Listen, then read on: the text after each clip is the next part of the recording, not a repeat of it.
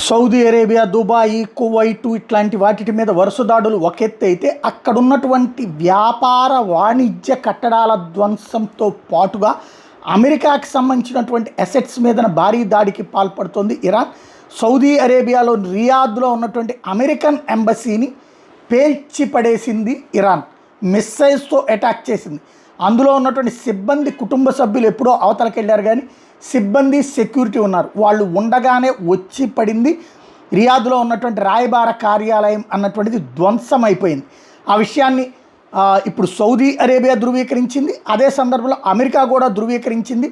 దీనికి ప్రతీకారం తప్పదు అన్నటువంటి హెచ్చరిక జారీ చేసింది. తద్వారా సంథింగ్ ఏదో చాలా పెద్ద ఎత్తునే ఇరాన్ విరుచుకుపడుతుంటే, అమెరికా అన్ని ఏరియాల్లో ఉన్నటువంటి తమ వాళ్ళని రక్షించుకోవడం కష్టం, అమెరికా దేశాన్ని రక్షించుకుంటే సరిపోతుంది, ఇతర ప్రాంతాల్లో ఉన్నటువంటి అమెరికన్ అసెట్స్ని రక్షించుకోవడం కష్టమని డిసైడ్ అయిపోయినట్టు కనబడుతోంది.